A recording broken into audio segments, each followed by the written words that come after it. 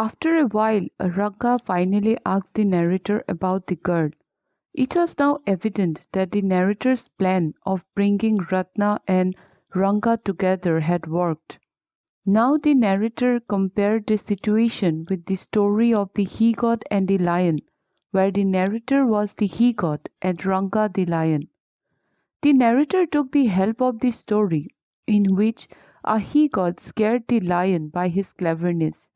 The lion wanted to know who was inside the temple.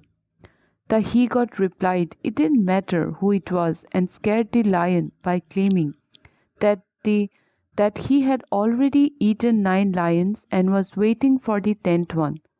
The lion left the place without knowing that the animal that was threatening him was only a he-goat. Similarly, like the he-goat, the narrator intentionally teases Ranga by saying that Ratna's identity did not matter to any one of them, since the narrator was already married and Ranga was not the marrying type.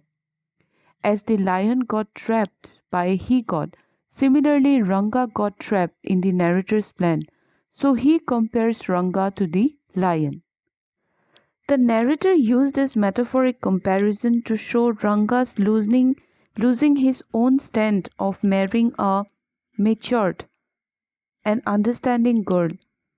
Ranga had taken a bold and high stand on his idea of marriage, which is giving away now. The lion's fleeing away referred to the weakening stand of a determined Ranga, as he was eager to know who the girl was. Ranga wanted to know whether the girl inside was married or not, so his voice was excited, though he tried to hide it. The narrator did not give a straightforward reply which aroused Ranga's interest. Though Ranga was trying his best not to show any excitement to the narrator, but despite his best efforts, Ranga's eagerness was apparent to the narrator. The narrator told him that she was married a year ago, to see how it affected Ranga, and as expected, Ranga was disappointed and disheartened on learning that she was married a year ago. Ranga's face hangs down in frustration. It was seen in Ranga's face shriveling like a roasted brinjal. Obviously, the narrator purposely disappointed him to explore and immerse Ranga deeper. The narrator was trying to stoke feelings in Ranga further. The narrator was thrilled to see Ranga's anxiety and sufferance and knew he had developed a stronger liking for her. Ranga then went away, quoting that he had some work. Then came the final part of the narrator's plan, where he planned with Shastri to trap Ranga and get him married to Ratna. The narrator was fully well understand what was going on inside the mind of Ranga.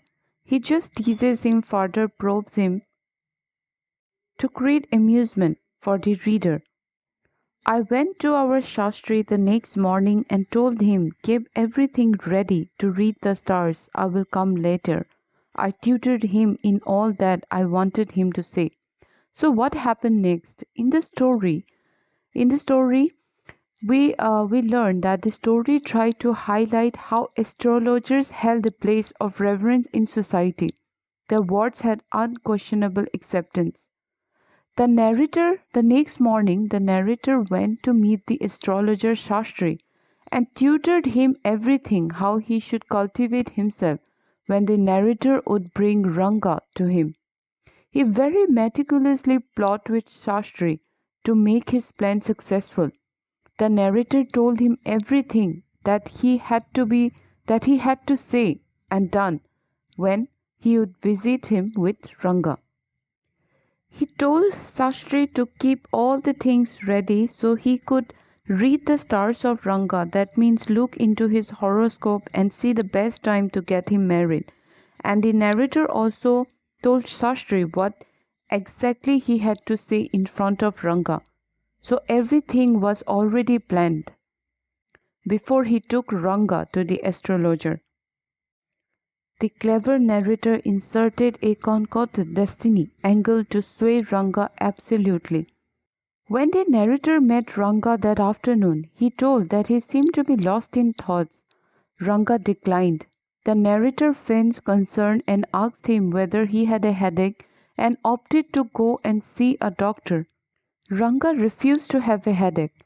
Narrator cleverly made a remark that he went through the same feelings when he was seeing girls for himself and immediately mentioned that it would not be the reason for Ranga.